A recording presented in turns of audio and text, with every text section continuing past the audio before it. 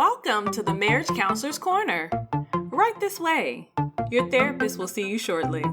In the meantime, sit back, kick your feet up on the couch, and get ready to focus on adding very valuable tools to your marriage toolkit.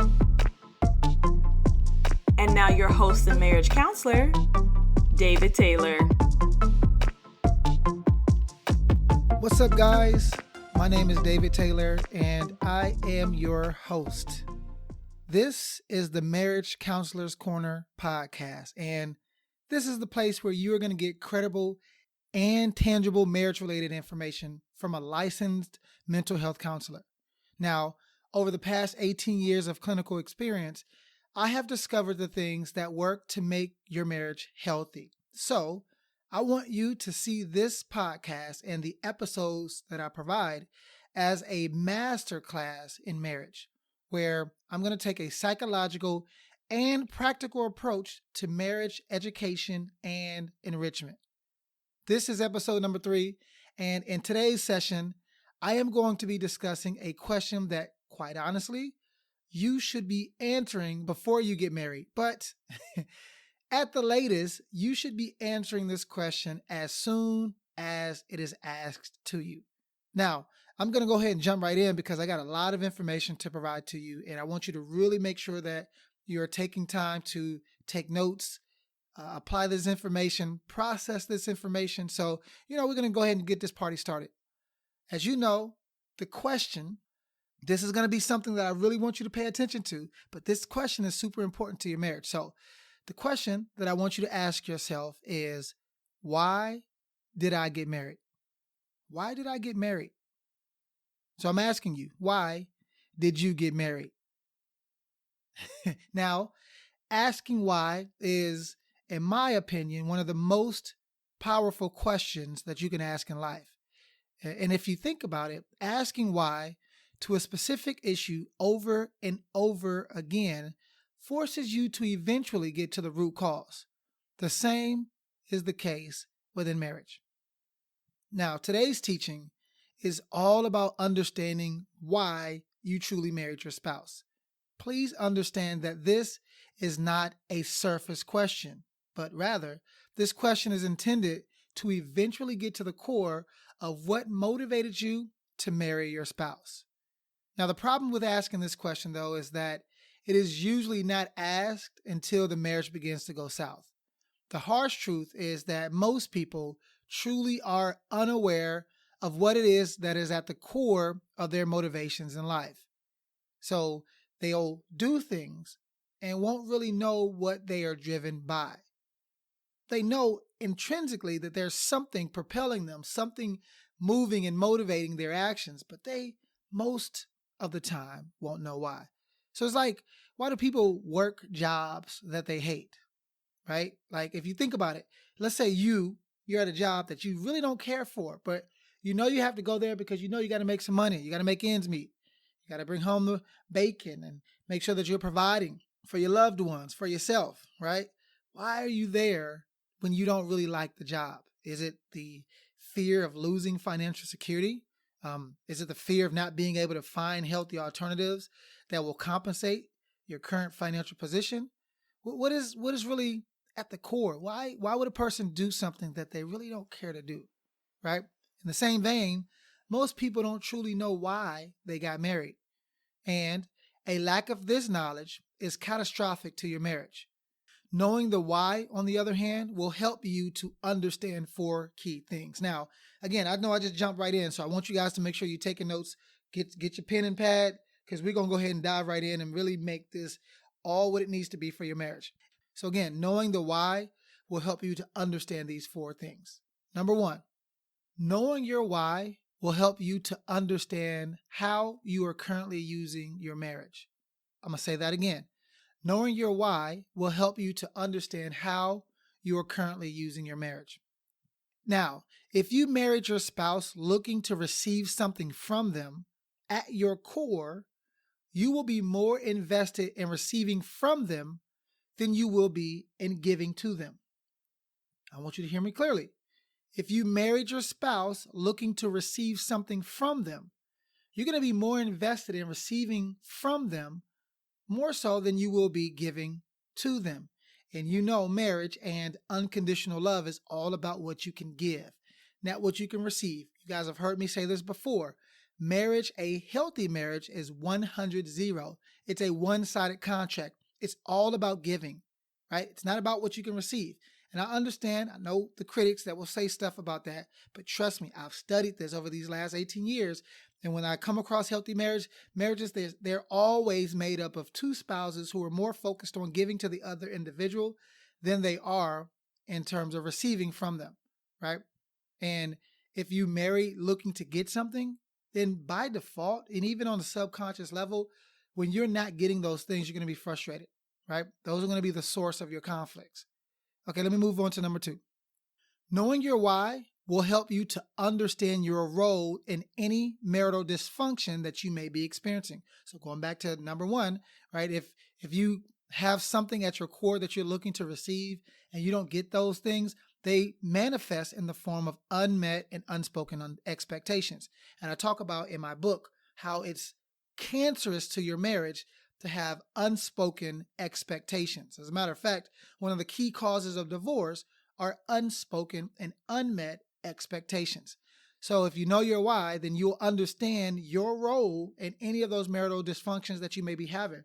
And I'm talking about these revolving conflicts, things that just keep coming up. And you're maybe not too sure as to why we keep having this conflict about this issue or that issue. Well, maybe because there's a why lingering that you are looking to find a resolve to that you aren't getting met. That need, that expectation, that desire, right? You married to get those things and you're noticing that, wait, I'm not getting those needs fulfilled. I'm not getting those desires met. And all of a sudden, they're creating some dysfunction, conflicts. And I'll paint a picture of what that looks like in a second, but just know for now, if you know your why, it'll help you to understand your role, your personal role, and the dysfunction that your marriage may be experiencing, right? Are you subconsciously afraid of rejection? Think about that. Are you afraid to be rejected by your spouse? And I don't want you to answer it on the surface. You got to go deep to really understand if you were really afraid of rejection. And if so, how does this fear influence your responses towards your spouse whenever they reject you? Think about that. If you're afraid of rejection, that is going to in some way impact how you respond towards your spouse whenever you get rejection, and it will also impact how you respond and interact with them in your way to avoid rejection. Your reactions can be the cause of the dysfunction, and you may not be aware of it. I told y'all, we're going to school. This is a master class. This episode is no fluff. I dove right in and I'm going right to the jugular because I'm coming across so many dysfunctional marriages. And I'm speaking as a therapist here. So I don't want to sound like I'm being condescending when I use the word dysfunction, but there's a lot of dysfunction that I come across. And these are the things that are triggering the dysfunction. So if you can become aware of those things, awareness is a huge tool and a huge step in the right direction towards healing and healthy restoration. So your reactions can be causing the dysfunction and you may not be aware of it. Okay. Number 3, knowing your why can help you understand what expectations and desires you have for your spouse. Again, I mentioned this earlier, so it may sound a bit redundant, but follow me here. If you understand your why, you will understand on a deeper level what expectations and desires you have for your spouse. And often these expectations go unspoken, right? And sometimes you may speak on the things in terms of what you desire, but you may not truly understand where these desires are coming from, what's triggering them. And so important to understand your why. I have found that if these expectations and desires go unmet, this can trigger you to cope in very unhealthy manners. Again, if you have some expectations and some desires that are unspoken and unmet, you may start coping with those unmet expectations in a very unhealthy manner.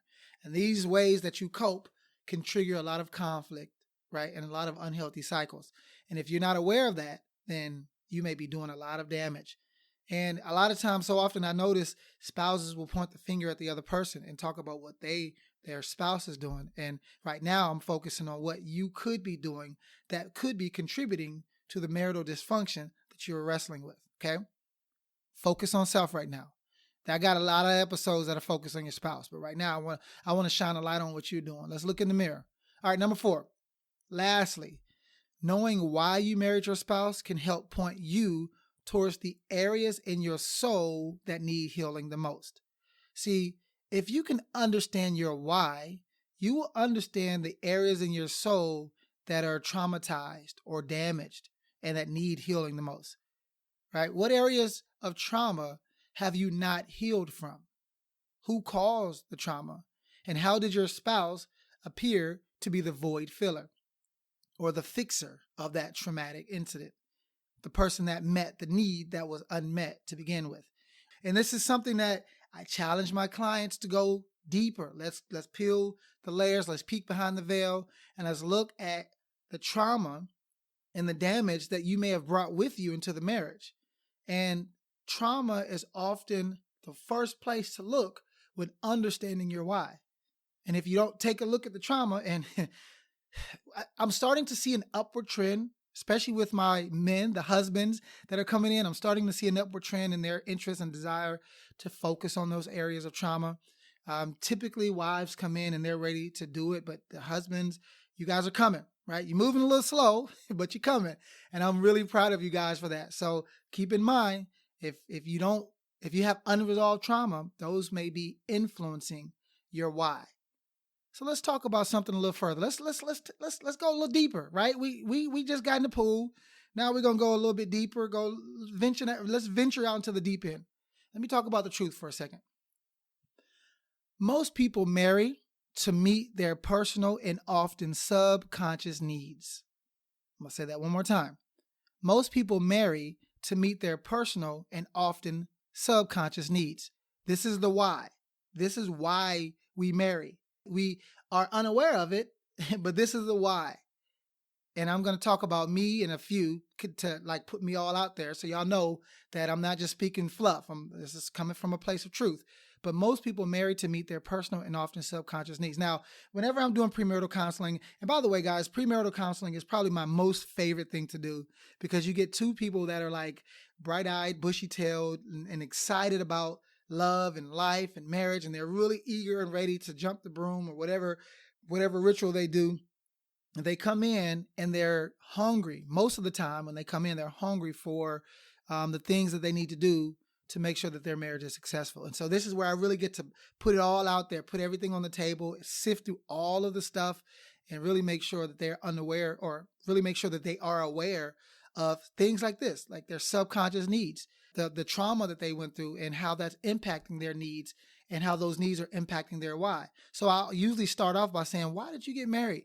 You know, why are you marrying your spouse? Why did you choose them? And they'll usually say things like, you know, I feel like they love me, and, you know, we can connect on a deeper level than anybody else that I've ever been with. And, you know, they're so responsive to my needs. And, you know, we can communicate about anything. And I love their personality. I love their body. You know, they'll say things like that.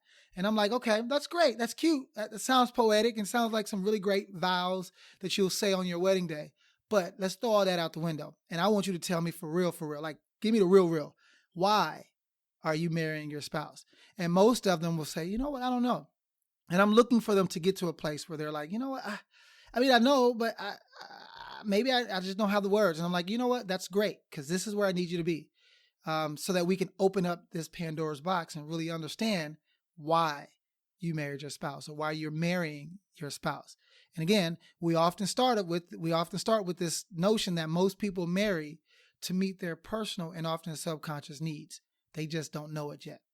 So as adults, think of it from this standpoint. As adults, we often seek out from others the needs that were never met in our childhood. We often pick our spouses based on their ability to meet those needs that were never catered to as children. And if you want to look at it from a different angle, we often marry the ideal version of the parents we never had. So parents aren't perfect. Y'all know this, right? As a parent, you probably ain't perfect, and you probably didn't have perfect parents. And there are often times in our childhoods where we go through traumatic things. Mine was divorce. Some people's abuse or molestation or abandonment or death. But no matter the case, typically we get some needs that go unmet, And if those needs are severe enough, or the variables and dynamics around those needs being unmet are severe enough, it produces trauma. If those traumatic needs aren't catered to, we don't get any healing, then those create voids. But those voids, on the flip side, creates a desire or a need that was never met. And often, if it's from our parents or some major, important, impactful figure from our childhood, we desire that same stuff as adults that we never got as children. We're just adults now, but we still have childhood needs that aren't met. And to make this even more clear, I want to talk a little bit about myself. I'm going to paint a picture. Let me tell you my brief story. Mandy and I, y'all know my wife. If you've listened to our Mastering Marriage podcast, then you kind of know our story a little bit. If you read any of our books or listened to our podcast, or, been in our programs, anything like that, you'll know our story. But for those of you who are a little new, I'm going to give you the Cliff Notes version. So Mandy and I met when I had just gotten done. I was done with my graduate school. I was working for Ball State University. Mandy was in graduate school at the time that I met her. I was coming off of a really difficult, challenging breakup. And prior to that, I had, tried to date, and I was looking for someone that could meet specific needs that I wasn't really aware of. And at the time I was young, Black, and I thought I was super educated. I thought I had all the answers already. So I was unaware of the engine that was driving my why. I just kind of thought I had it all figured out and was like, okay, I know what I want. So when I see it, I'm gonna cop it, and it's gonna be all mine, right? So I was young. I was in my mid to early 20s talking like this. So don't judge me, or you can judge me. I really don't care, but you get the point. So anyway, I met Mandy, and one of the things when I first noticed her, when I met her, is that she had this air about her, and she was attractive, and she was vibrant, and she just had this different energy about her that was attractive to everybody. Like everybody was attracted to her. And one of the things that, as the academic or assistant director, we had did this book club, and in the book club, Mandy had joined the book club, but she had missed the first meeting, which meant that she had to come to see me to my office to get the book and to sign a contract that she wouldn't just join the program and leave with the book. Anyway, long story short, one of the things that we first started interacting, and one of the things she said to me when we first met, and I think she was trying to run game, y'all. She really was trying to run game on me. But anyway, she told me, I think I could see you being my leader. And it was something about hearing that. And we weren't dating when she said this, right? She was running game, like I said. But anyway, it was something about that I knew in that moment. This is me snapping my fingers. In that moment, I knew that she was my wife. Why? Why, after hearing that, was I immediately ready to choose her as the one that I would spend the rest of my life with, right? And, the story goes on. We meet, we marry. And then after we get married, even actually starting up to, while we're engaged, starting up to the beginning years of our marriage, things started to turn a different direction that I didn't imagine, right? And this is after our wedding, where I had said some extremely poetic vows. She had said some extremely poetic romantic vows. We had committed our lives, tethered each other together forever, for eternity. Very, very passionate moment, only to get married and to lose all of that. And a lot of that mainly was on me, right? And if you guys followed us for any period of time, you guys know how my fall from grace as a husband, right? I married her expecting to love her forever, and eventually, shortly thereafter, decided that I was no longer in love with her, no longer attracted to her, no longer desiring to be her husband and be committed to her forever. This was the crux of the story. This was the crescendo. This is where everything started to come full circle for me. At my lowest point was also the highest point of my becoming self-aware. And at that moment, when I was contemplating leaving the marriage, and I was really ready, right? I tried to move out, lost my job. It was just ugly period of time. But in that pit of misery and despair, I started to realize something. And this was, I believe God gave me grace in that moment, because I was asking questions, right? I was asking questions like, why am I here? How did I go from never, ever cheating on anybody to getting married? And this is, again, from college and high school, never, ever committing any type of adultery or infidelity, to now all of a sudden a married man, husband, young man, wanting to leave my marriage and telling my wife I'm no longer in love with her, no longer attracted to her, and why? Why was that? Why did that happen? And what I found was that I was secretly suffering from daddy issues. Yes, as a mid 20, well, we got married when I was 26, so I would have been around, or yeah, late 20s. I was dealing with daddy issues. How did that happen? Right. And so I had to go way back. I had to keep going backwards in time until age 5. And that's when my mom and dad divorced. And for me, the most traumatic thing that happened as a child was when my mom and dad divorced. And then my dad, he didn't leave because he was a bad father. He left because my mom and dad, they had gotten a divorce. And whatever the arrangement was set, it was set that the 4 of us kids would stay with my mom. And so my dad moved out of state. And at that moment, that was the most traumatic thing for me because I no longer had the validation and affirmation, the full-time validation and affirmation of my dad. And so from 5 all the way up to my mid-20s, I was wrestling with this notion of, am I good enough? I need validation, and I need validation to confirm who I see myself as. And so imagine all my childhood, adolescent, teenage life measuring myself based off of the feedback that I got from others, right? So I became very charismatic. I joined a fraternity. I was good at grades and athletics. I'm trying not to boast, guys. I'm not boasting. I'm just saying I became this version of myself because this version of myself, I was the most rewarded.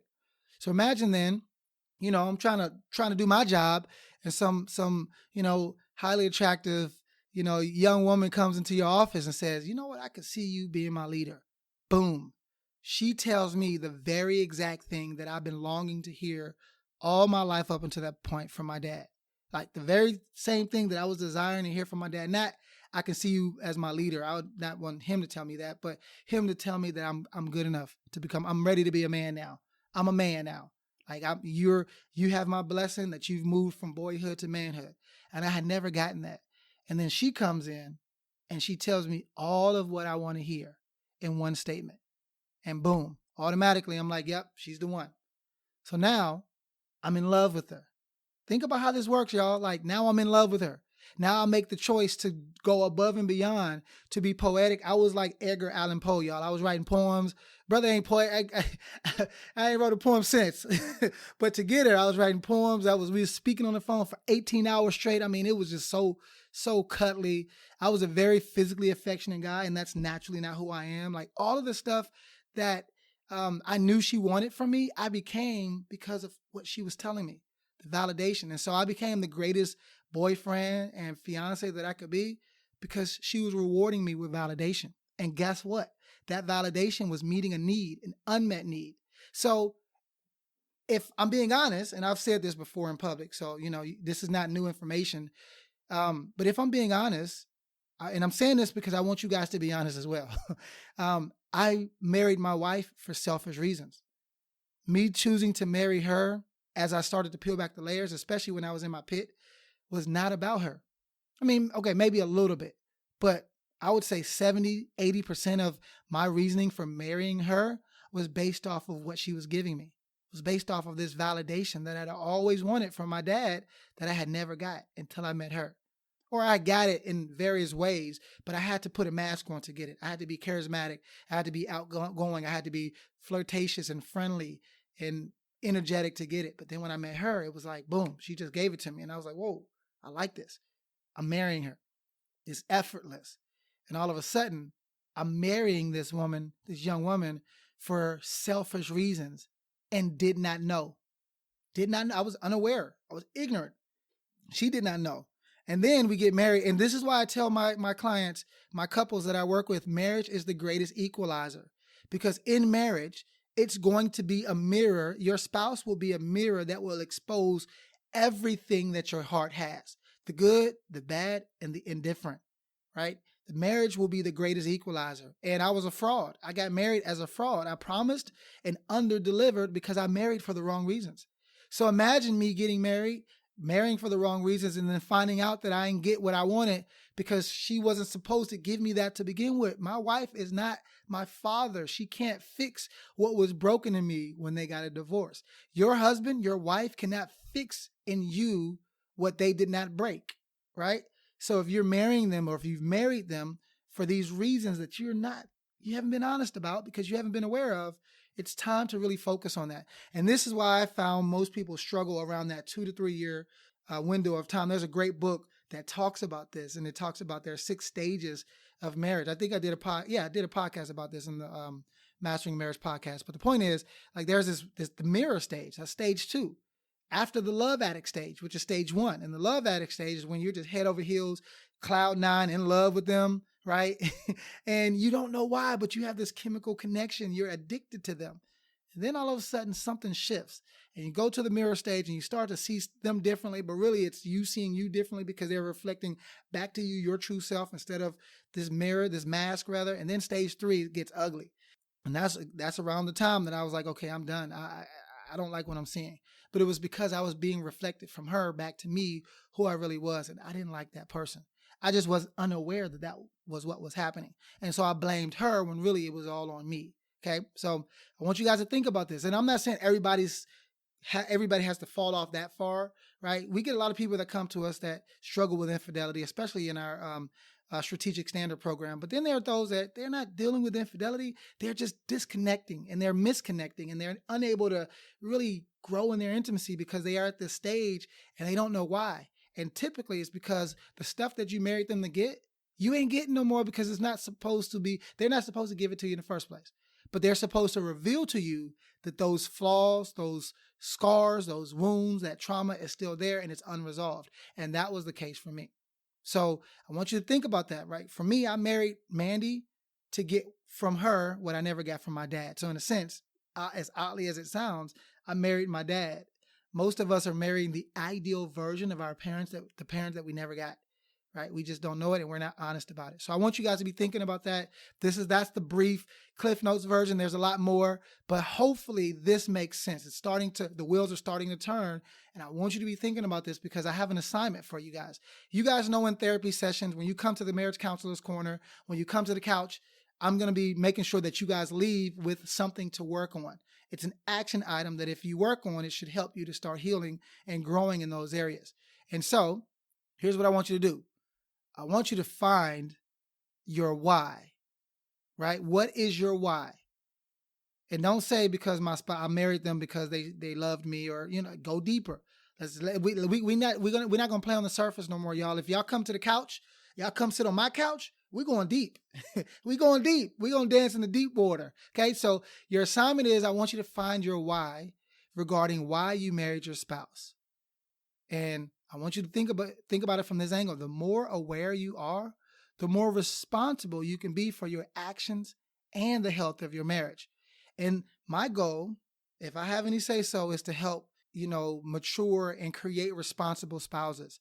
I really feel like marriage and the union between husband and wife is the nucleus of the family, and the family is the nucleus of community, and community is the nucleus of society. And so if we can change it at the beginning, at the core, between spouses, I really believe we can change a lot of the craziness that's going on out in the world. I really believe we can start to impact that on a deeper level if we focus on doing those things inside of our marital union. So I want you to find out your why. Why did you marry your spouse? I want you to be honest about that. And for some of you guys, discovering this answer may be a little bit difficult to do. You may need to go see a counselor, a coach, a pastor, a friend, a parent. You may need to actually return back to your roots to get more clarity on what went wrong or what happened in your childhood. Some of you guys are still hiding from those things. You're going to have to, at some point, come to the realization that you got to face them head on. And then some of you guys may know this answer already. So I want you to take this information and really start to apply it inside of your marriage. I'm going to have other episodes and other sessions when we'll talk about what to do after you discover your why. But right now, it's all about self-discovery. I want you to focus on finding your why. Because again, the more aware you are, the more responsible you can be for your actions and the health of your marriage. Okay? Does that make sense? Okay, guys, see? Something simple, right? A little basic 30-minute session today. Nothing long, nothing drawn out. But I do want to say thank you guys for coming in to your session at the Marriage Counselor's Corner. Appreciate the company and coming in to sit on the couch. And I want you to join me in the next episode. This is going to be episode 4 that we headed towards, where we will talk about another very important topic that you don't want to miss out on. And by the way, please don't forget to go to marriagecounselorscorner.com to leave your questions, leave your, comments. And by the way, remember, you can ask questions and I'll play those questions live on air. Don't forget to also leave your comments and your reviews, Spotify, Apple, iTunes, and anywhere else you subscribe to your podcast. Make sure that you're subscribing, you're leaving your comments, your reviews, and you're sharing the stuff. The more people get access to this, the more marriages we can help, okay? So anyway, appreciate your time, appreciate your questions, appreciate your attention, and I will talk to you guys soon in episode number 4. See you there. Deuces. Thanks for stopping by for your seat on the couch at the Marriage Counselor's Corner. Remember, go to marriagecounselorscorner.com to schedule your next session. Also, don't forget to subscribe to this podcast so that you never miss a session. We look forward to having you back on the couch soon. Bye-bye now.